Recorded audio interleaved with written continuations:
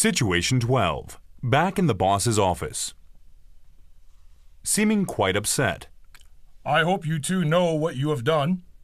I'm sorry, Mr. Barnes. It was all my fault. Steve was doing just fine until I opened my big mouth. I take full responsibility. Yes, sir. I told him to keep quiet about that Mac stuff and just let me do the talking. Is that so? Yes, sir. Now seeming quite happy.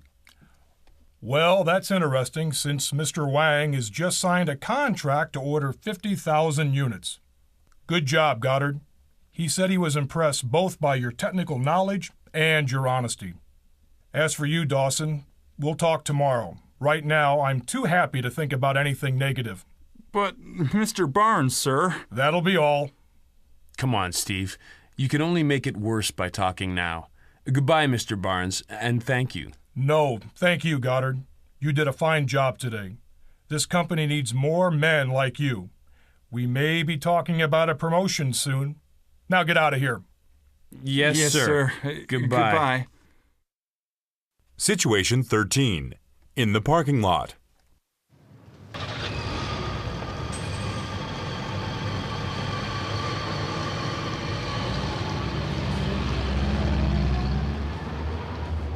James, wait.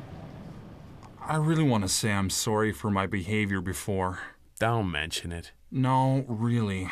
I did a rotten thing back there and I just wanted to apologize. Forget about it. You were under a lot of pressure over the last few weeks. I know how important this project was to you. Yeah, but it was important to you too, and I shouldn't have turned on you like that. Well, you may have a chance to make it up to me. How? If I become vice president, I'll need my own good men to work for me.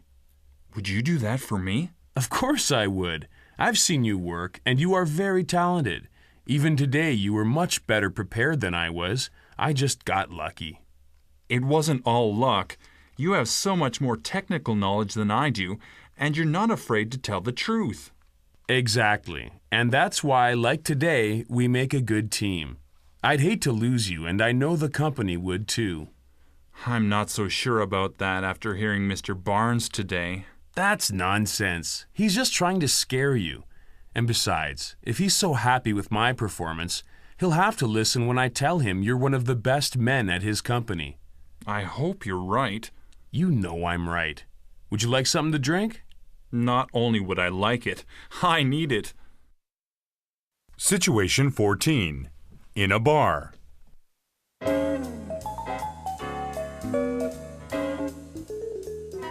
What can I get for you, gentlemen, tonight? I'd like a gin and tonic, please. Make mine a double scotch straight up. Did you have a rough day? I don't want to talk about it, but let's just say you should keep the bottle close at hand. I understand. Hey, where's my gin and tonic? Okay, just give me a second here. Bartender goes to make the drinks. Man, I just wanted to apologize again for... Cutting Steve off. Stop. We're at a bar now, not at the office, and I don't want to talk about work. I said it was okay, and I meant it. If it's really still bothering you, we can talk about it on Monday. You're right. I'll shut up now. Returning with a drink in each hand. Here's a gin and tonic for you, and a double scotch, straight up. For my friend who had the hard day. I hope this helps. You know it will. James, a toast to your coming promotion. No, you're getting ahead of yourself. First, let's drink to our successful deal today. Cheers. They touch glasses. Cheers to a good day's work.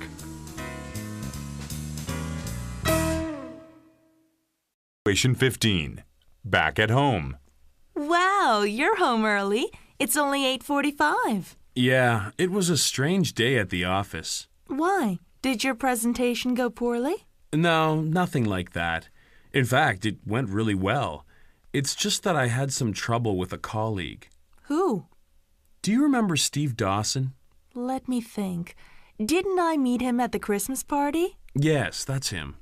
That's right. I told you to be careful when working with him.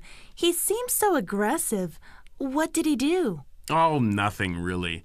I just thought we were supposed to be working together, but he seemed to be working against me. I told you to watch out for him. I remember I said, Cutting her off.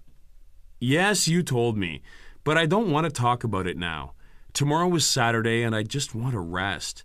Besides, we haven't had much time together either. How was your day? the same as always. I like teaching, but sometimes the children are so wild. But they love you and need you, just like me. Oh, stop. And anyway, I don't want to talk about my day either. Have you eaten? Not since lunch. You? I was waiting for you. I thought you might be home early. Great. What do you want? Let's order some Chinese food. I feel like staying at home and watching a video. Perfect. Situation 16. Getting up in the morning. The alarm goes off, but James is already up. Catherine, are you going to sleep all day or do I get some breakfast?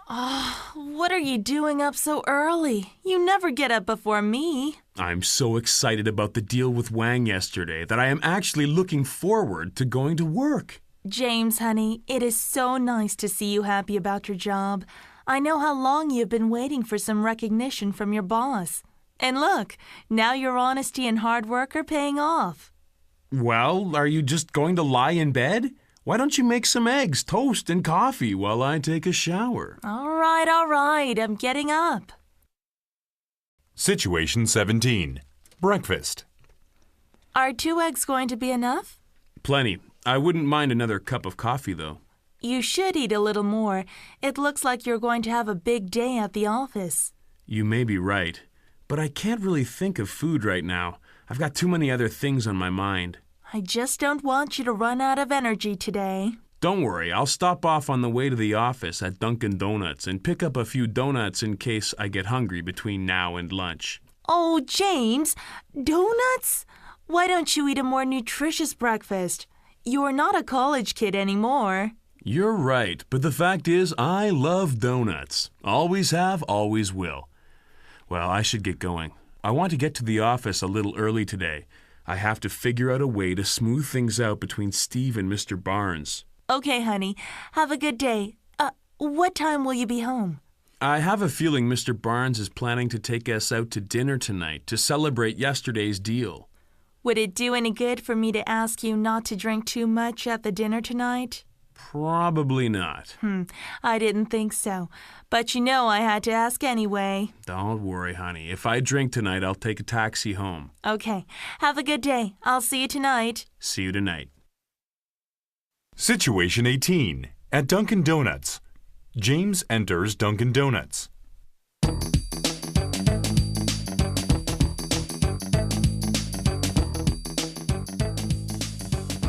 Good morning. Welcome to Dunkin' Donuts. Good morning. Are the donuts fresh this morning? Yes, sir. We made them about an hour ago. Good. In that case, I had better pick up a few for the rest of the guys at the office. Do you have a special if I order more than a dozen? As a matter of fact, we're having a September special. For every dozen donuts you order, we will give you a 13th donut free. In that case, give me a dozen chocolate and a dozen jelly-filled. Yes, sir. Here you are. Will that be all? Also, would you fill my thermos up with coffee? We have a coffee machine at the office, but it's not as good as your coffee. There you are, sir. 2 dozen donuts and 1 thermos of coffee. That will be $6.75. All I have is a $50 bill. Can you make change this early in the morning? No problem. Here is your change. Have a nice day. Thanks. You too.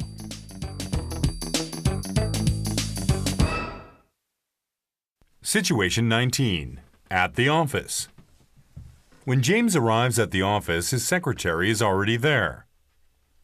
Good morning, Stacy. Good morning, Mr. Goddard. Mr. Barnes asked to see you as soon as you got in. Did he say what it is about? No, but he said to ask you to come up to his office as soon as you arrive. I assume it's about the Wang account. I'm sure you are right. Thank you, Stacy. By the way, I brought some donuts. Feel free to help yourself. Mr. Goddard, you know I'm trying to watch my weight. I forgot. Anyway, why don't you put them out so everyone in the office can help themselves? What's the special occasion? I don't recall you ever bringing donuts for everyone before. Let's just say that I'm in a good mood today. Well, I'd better get up to Mr. Barnes' office. Wish me luck. Good luck. Situation 20. Mr. Barnes's office. James knocks on Mr. Barnes's door and enters his office.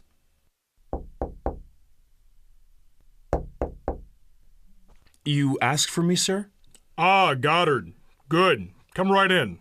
Listen, I want to ask your opinion about a few things. First, let me tell you again how pleased I am at the way you handled the Wang account. As you know, this is a huge account, and it's going to require its own management team. Thank you, sir.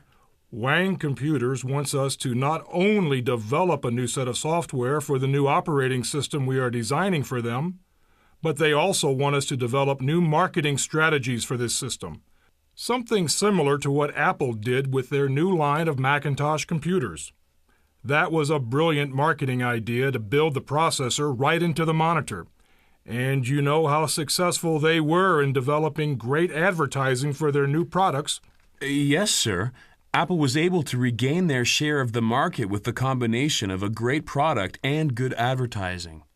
Well, Goddard, I need a team that can do the same thing for us and Wang Computers.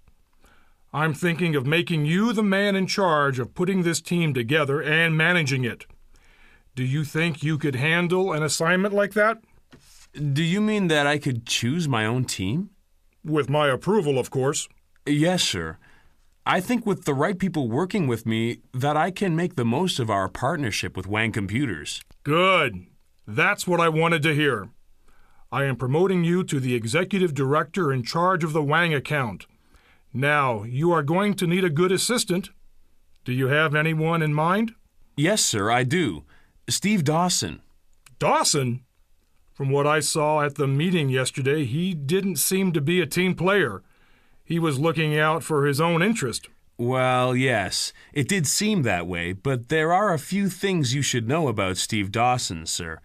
First, he has been with the company much longer than I have, without a promotion, and the Wang account was his big chance. That is why he was so aggressive. Second, when I came into the company, there were so many things that I didn't know. Steve was never selfish with his time, and he taught me a lot. Third, I think if he is given a chance, he can develop a great advertising package for the new system we are developing for our partnership with Wang Computers. Last but not least, Steve and I really work well together. I must say I am impressed with your loyalty. All right, then. I want you to take Dawson to lunch today and inform him of his promotion to Assistant Executive Director in charge of the Wang deal. Thank you, sir. I can assure you that you won't regret your decision. All right, Goddard. That's all. You can go. Yes, sir. Oh, Goddard, one more thing. Sir?